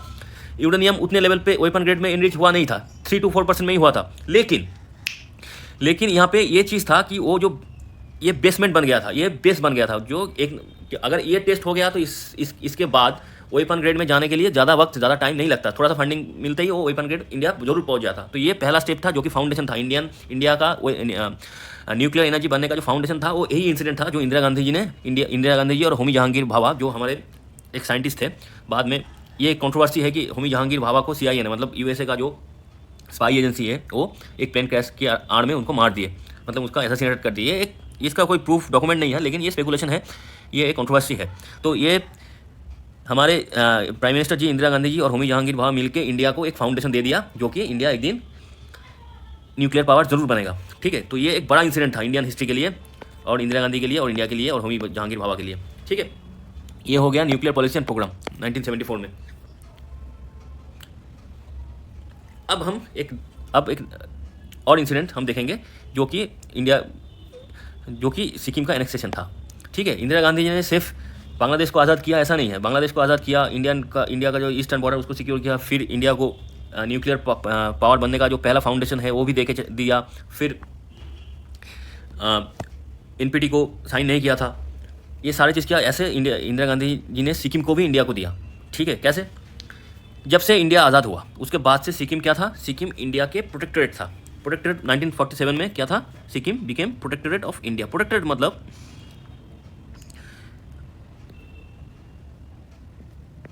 अच्छा, ये प्रोटेक्टोरेट का जो मीनिंग है इसको समझना पड़ेगा। प्रोटेक्टोरेट मतलब सिक्किम एक अलग देश तो था, लेकिन सिक्किम का जो सिक्योरिटी है वो इंडियन आर्मी, इंडियन फोर्सेस देखता था। मतलब सिक्किम के ऊपर अगर कोई अटैक बाहर से होता है तो उसके खिलाफ कौन लड़ेगा? इंडियन आर्मी लड़ेगा, इंडिया का जो डिफेंस फोर्स है वो लड़ेगा। ठीक है, तो इसे कहते हैं प्रोटेक्टोरेट। तो सिक्किम एक अलग देश था, लेकिन सिक्किम एक इंडियन प्रोटेक्टोरेट के अंदर था, क्योंकि वो छोटा राष्ट्र था। इंडिया का वेस्ट बंगाल जो था उसके ऊपर एक छोटा सा राष्ट्र है सिक्किम। तो सिक्किम मिलिटरी उतना पावरफुल था नहीं, उसका मिलिटरी उतना स्ट्रॉन्ग था नहीं, तो इसलिए वो इंडियन आर्मी के प्रोटेक्टोरेट, इंडियन गवर्नमेंट के प्रोटेक्टोरेट के अंदर था। ठीक है, तो 1950 में क्या हुआ? Indo Sikkim treaty was sign making Sikkim and Indian protectorate. ये जब 1947 में इंडिया आज़ाद हुआ उसके 3 साल बाद 1950 में सिक्किम ने इंडिया के साथ साइन करके इंडियन प्रोटेक्टोरेट बन गया। ठीक है, 1947 में सिक्किम एक अलग राष्ट्र हुआ करता था, लेकिन उसके पास मिलिटरी उतना स्ट्रॉन्ग था नहीं, छोटा राष्ट्र था, इसलिए उन्होंने इंडिया के साथ ट्रीटी साइन करके इंडिया के प्रोटेक्टोरेट के अंदर आ गया था। जबकि इसका मीनिंग ये हुआ कि सिक्किम के ऊपर कोई भी बाहर से अटैक होता है तो सिक्किम का जो बॉर्डर है उसका सिक्योरिटी कौन देगा? इंडियन फोर्सेस देगा, इंडियन डिफेंस फोर्स देगा। ठीक है, तो अब सिक्किम के अंदर जो मोनार्क था, जो मोनार्की चल रहा था, वो मोनार्की का राजा का नाम था चंग्याल तासी नामग्याल। ये 1963 में उनका देहांत हो गया। फिर देहांत होने के बाद सिक्किम के अंदर ये एक मूवमेंट चालू हुआ कि एंटी मोनार्की, हम मोनार्की नहीं चाहते हैं, हम डेमोक्रेसी चाहते हैं। सिक्किम के अंदर ये चालू हो गया। बोला जाता है कि ये जो डिमांड चालू हुआ एंटी मोनार्की, ये जो मूवमेंट है ये इंडिया का जो स्पाई एजेंसी है रॉ ने चालू करवाया था, क्योंकि वो लोग इंदिरा गांधी चाहते थे कि सिक्किम इंडिया के साथ मर्ज हो। ठीक है, ये कंट्रोवर्सी है, इसका कोई सबूत नहीं है। ठीक है, ये एक कंट्रोवर्सी है। फिर क्या हुआ, 1974 में सिक्किम के अंदर इलेक्शन हुआ, इलेक्शन करवाया गया और जहाँ पे कांग्रेस जीत गया। ठीक है, कांग्रेस जीतने के बाद, कांग्रेस मतलब इंदिरा गांधी की कांग्रेस जीत गया, और 1975 में एक रेफरेंडम हुआ जहाँ पे 97.5% वोटर मतलब लोग क्या बोले, हमने मोनार्की एबोलिश करनी है और इंडिया के साथ ज्वाइन हो जाना चाहिए सिक्किम को। तो इंडियन आर्मी ने क्या किया, to over the control of city Gangtok and disarmament the Chogyal palace guard. जो पैलेस गार्ड था चोंगियाल का, मतलब जो मोनार्की के राजा का जो गार्ड था, उनको डिसआर्मामेंट किया, डिसआर्म किया, और सिक्किम का पूरा कंट्रोल इंडियन गवर्नमेंट ले लिया, और सिक्किम इंडिया का 22वां स्टेट बन गया मई 16, 1975 में। जो रेफरेंडम हुआ था उसमें 97.5% वोटर्स इंडिया को सपोर्ट किए, मतलब वो लोग चाहे कि सिक्किम इंडिया के साथ जुड़ जाए। तो ऐसे इंदिरा गांधी जी ने सिक्किम को भी इंडिया को दे दिया। ठीक है, सिक्किम को भी इंडिया के साथ जोड़ लिया। ये भी एक बड़ा इंसिडेंट था इंडिया के लिए, जो कि सिक्किम, आज हम सिक्किम जाते हैं, घूमते, वहाँ पे सिक्किम का जो एक सबसे सिक्किम एक ऑर्गेनिक स्टेट है अभी, अगर सबसे खूबसूरत, सबसे कोई साफ़ सुथरा जगह इंडिया के अंदर है वो है सिक्किम। ठीक है, तो ऐसे सिक्किम इंडिया के साथ जुड़ गया, 22वां स्टेट बन गया। अब हम देखेंगे India China relation Indira Gandhi के टाइम पे।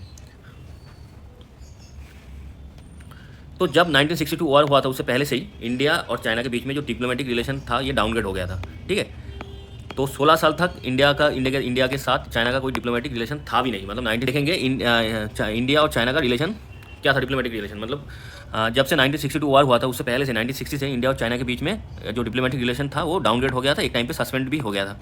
ठीक है, तो अब 1976 आते आते इंदिरा गांधी जी ने ये जो डिप्लोमेटिक रिलेशन था इसको एस्टेब्लिश किया पीपल्स रिपब्लिक ऑफ चाइना के साथ।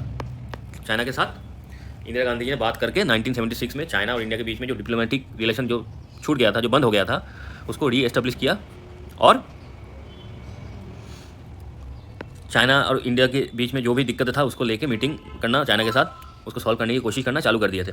और 1965 वॉर में क्या था, चाइना पाकिस्तान की मदद की थी ड्यूरिंग 1965 वॉर। चाइना हमेशा चाहता था कि बॉर्डर में डिस्प्यूट रहे इंडिया के साथ। ये सारी दिक्कत को लेके इंडिया और चाइना के बीच में जो भी दिक्कत था, मतलब पाकिस्तान को सपोर्ट करना, फिर बॉर्डर डिस्प्यूट को बड़ा करना, ये सारी चीज़ लेके इंदिरा गांधी ने चाइना के साथ बात करना चालू कर दिए। जो अनफ्रेंडली और कोल्ड रिलेशन हो गया था 1962 वॉर के बाद उसको ठीक किया, और चाइना जो एंटी इंडियन एलिमेंट जो है नॉर्थ ईस्ट में, जो नागास, मिजो, नक्सलाइट्स, इनको जो सपोर्ट करता है हथियार देके, इसको लेकर भी बात करना चालू कर दिया था चाइना के साथ। ठीक है, तो ये तो होना ही था, क्योंकि जब आप दुनिया के सामने ऐसे ताकतवर देश सामने आते हो, एक ताकतवर लीडर बन के सामने आते हो, तब दुनिया आपको रिस्पेक्ट देता है, ये दुनिया का दस्तूर है। ठीक है, तो जब इंदिरा गांधी ने बांग्लादेश को क्रिएट कर दिया, न्यूक्लियर टेस्ट कर लिया, फिर सिक्किम को भारत के साथ एनेक्स कर लिए, तो ये सारे जब बड़े बड़े चीज़ वो लोग इंदिरा गांधी जी कर रहे थे, तो इसे देख के चाइना को भी समझ में आ गया कि जो अब जो इंडिया है, अब इंडिया के अंदर जो लीडर है ये पावरफुल लीडर है और ये पॉलिटिक्स को अच्छी तरीके से समझती है। ठीक है, इसी के चलते हुए वो भी चाह रहा था कि जैसे तैसे करके अब रिलेशन थोड़ा सा ठीक हो इंडिया के साथ। तो अब इंडिया और चाइना का रिलेशन, डिप्लोमेटिक रिलेशन जो 1962 के वॉर के बाद ठंडे बक्स में चला गया था, वो फिर से रिवाइव हुआ और इंदिरा गांधी जी ने उसको री एस्टेब्लिश किया। अब हम देखेंगे इंडो बांग्लादेश जो रिलेशन इंदिरा गांधी जी के टाइम में हुआ था उसको। तो एक तो 1971 में इंदिरा गांधी की हेल्प से बांग्लादेश बना, और मुजीबुर रहमान को जो पाकिस्तान ने पकड़ के बैठा था, उसको अरेस्ट कर लिए थे, तो उसको छोड़ना पड़ा और बांग्लादेश के अंदर एक डेमोक्रेसी आया और मुजीबुर रहमान बांग्लादेश की पहली प्राइम मिनिस्टर बने। तो जबकि इंदिरा गांधी जी का हेल्प उनको मिला था, तो ऐसे जाहिर सी बात है कि बांग्लादेश इंडिया का फ्रेंड ही रहेगा अभी। तो उन्होंने, मुजीबुर रहमान ने पहली बार 16 से 18 फरवरी तक 1972 में इंडिया में विजिट किया और प्राइम मिनिस्टर इंदिरा गांधी जी से मिले। ठीक है, उन दोनों ने कुछ पॉइंट में एग्री किया। क्या पॉइंट था, democracy, socialism, secularism, non alignment, opposition to racialism and colonialism, ensure bilateral trade between two countries and to out smuggling। ठीक है, ये सारे पॉइंट में दोनों लीडर एग्री किया। क्या पॉइंट था कि दोनों देश में डेमोक्रेसी, सोशलिज्म रहेगा, सेकुलरिज्म रहेगा, नॉन अलाइनमेंट की जो पॉलिसी है वो हम दोनों फॉलो करेंगे, और कोई रेसिज्म नहीं रहेगा, कॉलोनियलिज्म का जो फंडा है, जो फार्मूला है वो अप्लाई नहीं होगा, हम दोनों एक दूसरे के साथ बाइलैटरल ट्रेड करेंगे, और जो स्मगलिंग का जो दिक्कत है उसको हम बंद करेंगे। तो इंडिया ने फुल सपोर्ट दिया यूएनओ में। The Indian ocean be kept free of great power rivalry and make it nuclear free zone. ठीक है, फिर फरक्का बैरेज हुआ। फरक्का बैरेज इशू में इंटरिम एग्रीमेंट हुआ जो कि 1975 में हुआ for allocation of Ganga water between two countries, मतलब इंडिया और बांग्लादेश के बीच में। और 1976 में क्या हुआ, India, Bangladesh and Nepal agreed to form a jute international for coordinating their jute export policies. तो जूट एक्सपोर्ट पॉलिसी का जूट एक्सपोर्ट जो पॉलिसी है वो तीनों देश ने मिलकर डेवलप किया, इंडिया, बांग्लादेश और नेपाल, 1976 में। फिर मेरीटाइम बाउंड्री जो डिस्प्यूट था इंडिया और बांग्लादेश के बीच में, वो भी डिस्प्यूट नेवी सर्वे किया। हाँ, 78 में क्या हुआ, बांग्लादेश ने एक बार क्वेश्चन रेज किया किसके ऊपर, इंडियन नेवी और इंडियन गवर्नमेंट के ऊपर, मूर आइलैंड को लेकर, क्योंकि 1974 में क्या हुआ, जो मेरीटाइम बॉर्डर मतलब समुद्र का जो बॉर्डर है इंडिया बांग्लादेश के बीच में, उस बॉर्डर के बीच में इंडियन नेवी ने मार्किंग किए और एक आइलैंड के एक्वायर किया। वो आइलैंड क्या था, मूर आइलैंड। तो बांग्लादेश ने 1978 में बोला कि मूर आइलैंड इंडिया का नहीं बांग्लादेश का होना चाहिए। तो ये एक छोटा सा कंट्रोवर्सी हुआ था दोनों देश के बीच में, जो बाद में सॉल्व हो गया था। अब हम देखेंगे इंडो श्रीलंका रिलेशन, जो इंदिरा गांधी के टाइम में इंडिया और श्रीलंका का रिलेशन कैसा था उसको हम देखेंगे। तो अगर मैप में देखें, इंडिया का जो तमिलनाडु स्टेट है उसके ठीक नीचे श्रीलंका का स्टेट है, जिसमें बीच में पाल्क स्टेट था। जो डिमार्केशन था, the demarcation of maritime boundaries between the two countries remained unsolve in since 1956। 1956 से क्या चल रहा था, ये जो मेरीटाइम बाउंड्री है, यहाँ से कितना बाउंड्री इंडिया के पास रहेगा, कितना श्रीलंका के पास रहेगा, ये फिक्स नहीं था। कब से, 1956 से, ठीक है। तो इसलिए दोनों के बीच में कंट्रोवर्सी चल रहा था, ये श्रीलंका और इंडिया के बीच में। तो ये कच्चा टिबू, ये जो लाल डॉट है ना, ये है कच्चा टिबू आइलैंड।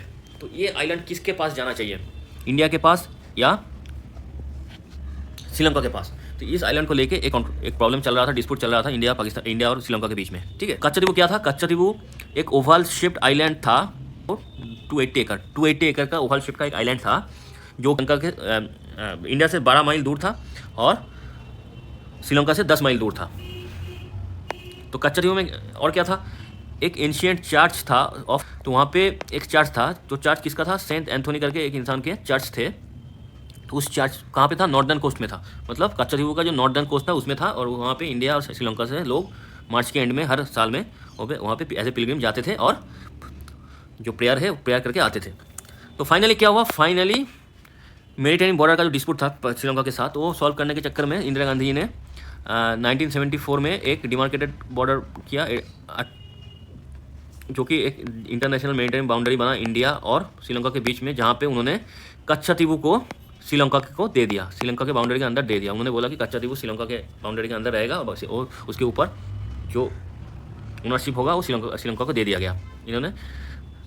इंदिरा गांधी जी ने उसका जो क्लेम था कच्चा टिबू आइलैंड के ऊपर इंडिया का, वो छोड़ दिया और कच्चा टिबू आइलैंड श्रीलंका के पास चला गया। तो ये एक डिसीजन था जो कि शायद आज के दिन में हम लोग थोड़ा सा उनका गलत डिसीजन हम बोल सकते हैं, क्योंकि ये कच्चा टिबू आइलैंड ऐसा एक अभी फ्रिक्शन पॉइंट बन गया। यहाँ के आसपास जब इंडियन मछुआरे फिशिंग करने के लिए जाते हैं अभी आज के दिन में, तो ये जो श्रीलंका नेवी है उनको अरेस्ट कर लेते हैं और बेवजह 1-2 महीना उनको श्रीलंका जेल में रख के फिर इंडिया को भेज देते हैं। तो ये एक कंट्रोवर्सी का पॉइंट अभी बना हुआ है, जो कि ये एक डिसीजन को लेके हम लोग शायद इंदिरा गांधी का ये एक डिसीजन को लेके हम लोग कंट्रोवर्सी मतलब डिस्कस कर सकते हैं। ये एक डिसीजन था और बाद में एक टाइम उन्होंने इमरजेंसी लगाए थे कुछ साल के लिए। तो ये तो डिसीजन था जो कि इंदिरा गांधी को थोड़ा सा कंट्रोवर्सी में डालता है।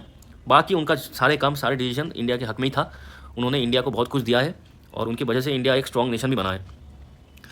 तो अब हम ये जो कच्चा टिबू का जो प्रॉब्लम है ये देख लिए, इंडो श्रीलंकन रिलेशन भी पढ़ लिए। अब हम देखेंगे इंडिया और नेपाल का रिलेशन उस टाइम क्या था। जब सिक्किम को इंडिया ने एनेक्स कर लिए, सिक्किम इंडिया का 22वां राज्य बन गया, तो उसके बाद नेपाल थोड़ा सा टेंशन में आ गया था, क्योंकि ये उनके दिमाग में ये चल रहा था शायद इंडिया नेपाल को भी ले दे अपने अंदर। तो ये प्रॉब्लम को 1974 में इंदिरा गांधी जी ने एड्रेस किया और नेपाल को बोला कि हम ऐसा कुछ नहीं करने वाले, नेपाल के साथ इंडिया का जो रिलेशन है वो कॉर्डियल है और दोनों एक दूसरे के साथ रहेंगे और पीसफुल कोएग्जिस्टेंस रहेगा हम दोनों के बीच में, कोई दिक्कत नहीं है इसमें। तो ऐसे बात करते हुए इंडिया और नेपाल का जो रिलेशन है वो ठीक ठाक हो गया, फिर कोई भी मिसअंडरस्टैंडिंग स्ट्रेन दोनों के बीच में नहीं था। अब हम देखेंगे भूटान के साथ रिलेशन। वही अगर नेपाल जिस टेंशन में था भूटान भी उसी टेंशन में था, क्योंकि उन्होंने देखा कि सिक्किम इंडिया के साथ एनेक्स हो गया, तो अगर भूटान भी इंडियन गवर्नमेंट अगर जोर जबरदस्ती ऐसे भूटान को भी अपने अंदर ले सकते हैं। तो ये जो सोच है, ये सोच चाइना ने भूटान के अंदर डाला। बहुत कोशिश की कि भूटान ऐसे सोचे कि इंडिया एक दिन भूटान को भी ले लेंगे, एनेक्स कर लेंगे। तो ये प्रॉब्लम को सॉल्व करने के लिए इंदिरा गांधी जी ने भूटान को भी एड्रेस किया और भूटान के जो उस टाइम जो किंग थे जिग्मे सिंघा वांगचुक, उनके साथ बात किए। भारत आपको एश्योरेंस देता है कि भारत कभी भी अपने ताकत की यूज़ करके भूटान को कभी अपने अंदर एनेक्स नहीं करेगा। ये भारत की गारंटी है भूटान को। तो भूटान के जो राजा थे वो उस टाइम इंदिरा गांधी से बात करके खुश थे और इंडिया का जो स्टैंड था वो मान गए, और Bhutan as a sovereign country था, इंडिया के साथ पीसफुल कोएग्जिस्टेंस चलता आ रहा है। आज भी भूटान इंडिया का एक फ्रेंडली नेशन ही है। तो ये जो ट्रीटी हुआ था भूटान के साथ वो 8 अगस्त 1949 को हुआ था। जो पहले मतलब भूटान और इंडिया का जो ट्रीटी था 8 अगस्त 1949 को हुआ था। फिर जब सिक्किम एनेक्स हो गया था इंडिया के साथ, फिर चाइना ने भूटान के अंदर इंडिया का डर पैदा करने के लिए कोशिश की, लेकिन इंदिरा गांधी जी ने पहले ही भूटान के राजा के साथ बात करके सारे डर को निकाल दिए और बोला कि हम जो ट्रीटी होकर बैठा हुआ है जो 8 अगस्त 1949 में हुआ था रहेगा, पीसफुल को एग्जिस्टेंस रहेगा और भूटान एक सॉवरेन कंट्री है। ठीक है, अब ये सब लास्ट में इंदिरा गांधी जी ने जो एक फॉरेन पॉलिसी के ऊपर एक डॉक्ट्रिन दी थी जो कि इंदिरा डॉक्ट्रिन करके फेमस है। उन्होंने क्या बोला उस डॉक्ट्रिन में? उन्होंने बोला कि क्योंकि 1970 जो जंग हुआ था उसके बाद वो जीतने के बाद इंदिरा गांधी का एक दुनिया में एक अलग पहचान बन गई थी। ठीक है, साउथ एशिया के अंदर इंडिया का एक हेजिमोनिक स्टेटस बन गया था। हेजिमोनिक मतलब इंडिया अपने ताकत से नया देश बना रहा है, एक देश को तोड़ रहा है, ये एक स्टेटस बन गया था 1971 के बाद। तो इंदिरा गांधी ने उस टाइम एक डॉक्ट्रिन दी थी, उनका नाम उनके नाम से थे वो डॉक्ट्रिन, इंदिरा डॉक्ट्रिन। उन्होंने बोला तो जब वो हेजिमोनिक स्टेटस को काउंटर करने के लिए जो साउथ एशिया के अंदर जब इंडिया ने 1971 में पाकिस्तान को तोड़ के बांग्लादेश बना दिए थे, एक टुकड़ा को इस पाकिस्तान को बांग्लादेश बना दिए थे, उस टाइम बाकी देश मतलब ग्लोबल जो पावरफुल देश थे यूएसए, यूरोपियन कंट्रीज, ये साउथ एशिया में जो भी देश है उनको ये समझाने की कोशिश कर रहा था कि इंडिया एक हेजिमोनिक स्टेटस लेके बैठा हुआ है जो कि कभी भी किसी देश के ऊपर अटैक करके उसको तोड़ सकता है, जोड़ सकता है, ये अपने साथ एनेक्स कर सकता है। तो ये जो स्टेटस है इसको काउंटर करने के लिए इंदिरा गांधी जी ने बोला कि जो इंदिरा डॉक्ट्रिन है ये इक्वेट करता है India security with the south Asia. मतलब इंडिया का जो सिक्योरिटी है वो साउथ एशिया का जो सिक्योरिटी है उसके साथ रिलेटेड है। मतलब अगर कोई भी अटैक साउथ एशिया के किसी भी रीजन के ऊपर होता है वो इंडिया के अंदर इंडिया का खिलाफ कोई एक थ्रेट माना जाएगा, इंडियन सिक्योरिटी के खिलाफ एक थ्रेट माना जाएगा। मतलब साउथ एशियन रीजन में कभी भी कोई भी पॉलिटिकल इंटरफेरेंस, कोई बाहर से कोई फॉरेन अटैक कुछ भी होता है, ऐसा नहीं कि इंडिया के ऊपर होना चाहिए, साउथ एशिया के अंदर जो जितना भी देश है जैसे कि इंडिया, नेपाल, भूटान, बांग्लादेश, म्यांमार, फिर उधर अफगानिस्तान, पाकिस्तान, इसी सारे देश के ऊपर जो भी कोई भी अटैक होगा तो वो इंडिया के ऊपर अटैक माना जाएगा, इंडिया उसे एज ए थ्रेट देखेगा। तो ये सारे जो ये उनका जो डॉक्ट्रिन है उसको बहुत लोग ने क्रिटिसाइज़ भी किया कि क्या बोल के बोला कि India as a big brother, जो कि पाड़ा में जो इलाके में जो दादा होता है ना, जो दूसरों आम लोगों के ऊपर प्रेशराइज करते हैं, चंदा उठाते हैं, तो ऐसे एक स्टेटस इंडिया को दिया गया था। उस टाइम क्रिटिसाइज किया गया था बहुत लोगों के दौरान कि as a big brother India act like big brothers. ठीक है, तो और इसके बाद फॉरेन पॉलिसी छोड़ के इंदिरा गांधी के कुछ और भी काम थे जो कि हम बाद में पढ़ेंगे, अभी थोड़ा सा करके देख लेते हैं। एक तो उन्होंने जो इमरजेंसी पीरियड लगाया था ये थोड़ा सा कंट्रोवर्सी में रहा, वो आज भी कंट्रोवर्सी में है, उन्होंने इमरजेंसी जो लगाया था। उसके बाद उन्होंने रॉ का भी फाउंडेशन किया था, जो आज हम देख रहे हैं ना, research and analysis wing of India, ये जो था ये इसका फाउंडेशन उन्होंने ही किया था 21 सितंबर 1968 को। उनका जो फर्स्ट सेक्रेटरी था ये था RN काउ। इन्होंने ऑपरेशन ब्लू स्टार भी किया था। ब्लू स्टार क्या था? जो खालिस्तान जो सेपरेटिस्ट बने थे उसके खिलाफ उन्होंने एक एक्शन लिया था। कहाँ पे? जो स्वर्ण टेम्पल है अमृतसर में, उसके अंदर घुस के इंडियन आर्मी ने एक्शन लिया था। तो बाद में 31 अक्टूबर 1984 को इंदिरा गांधी का असैसिनेशन हो गया। उनकी बॉडीगार्ड ने उनको गोली से मार दी। तो ऐसे इंदिरा गांधी जी का देहांत हुआ, लेकिन देहांत होने से पहले इंदिरा गांधी जी ने इंडिया के लिए, भारत के लिए बहुत कुछ किया है। एक तो उन्होंने इंडिया को न्यूक्लियर पावर बनने के लिए जो रास्ता था, जो फाउंडेशन था वो देखे गया। फिर बांग्लादेश को आज़ाद बनाया, जो कि इंडिया का जो ईस्टर्न बॉर्डर होता है, जो पश्चिम बंगाल से आसाम होके, मेघालय होके, फिर इस साइड त्रिपुरा होके, मिजोरम होकर गुजरता है। तो उस बॉर्डर को सिक्योर किया, जो कि 4000 किलोमीटर के करीब बॉर्डर है, एक लॉन्ग बॉर्डर है, जो कि Pakistan border, western Pakistan border से भी लंबा वाला बॉर्डर है। उस बॉर्डर को सिक्योर किया क्योंकि बांग्लादेश एक फ्रेंडली कंट्री बना आज़ादी के बाद इंडिया के साथ। फिर उन्होंने सिक्किम को भी इंडिया के साथ जोड़ लिया। फिर उन्होंने चाइना के साथ डिप्लोमेटिक रिलेशन भी स्थापन किया। रॉ का फाउंडेशन किया, जो कि रिसर्च इंडिया का जो स्पाई एजेंसी है। तो एक तरीके से इंडिया को ताकतवर बनाने के लिए जो जो कोशिश होनी चाहिए वो हर एक कोशिश इंदिरा गांधी जी ने किया था, ठीक है। तो इसी कोशिशों की वजह से इंदिरा गांधी दूसरे लीडरों से बहुत अलग थे उस टाइम के लिए, और एक पावरफुल लीडर थे, एक एग्रेसिव लीडर थे इंडिया के लिए। तो उनका इंडियन हिस्ट्री के ऊपर, इंडियन पॉलिटिक्स के ऊपर उनका जो भी कंट्रीब्यूशन है वो बहुत बड़ा कंट्रीब्यूशन है, जो कि हमें कभी भूलना नहीं चाहिए। तो आज का लेक्चर इतना ही, इंदिरा गांधी जी के और उनके फॉरेन पॉलिसी के बारे में जितना भी हो सकते थे हम लोग डिस्कस कर लिए। तो आज का लेक्चर इतना ही। अगर आप लोगों को हमारी कोशिश, हमारी वीडियो, हमारी कंटेंट अच्छी लगे तो आप लोग वीडियो को लाइक कर दीजिएगा और चैनल को जितना हो सके सब्सक्राइब कर दीजिएगा और वीडियो को शेयर भी कर दीजिएगा दोस्तों के साथ अपने। तो आज का वीडियो इतना ही। और हमारे वीडियो का हर PDF, मतलब जितना भी वीडियो हम बनाएंगे उसका PDF हम लोगों की जो यूट्यूब, जो टेलीग्राम चैनल है और इंस्टाग्राम में जो चैनल जो है, इंस्टाग्राम में जो अकाउंट है उसमें अपलोड कर दिए जाएंगे। अगर आप लोगों की ज़रूरत पड़े तो आप वहाँ से PDF को डाउनलोड कर सकते हो। तो आज का वीडियो इतना ही। Thank you. जय हिंद। Good night.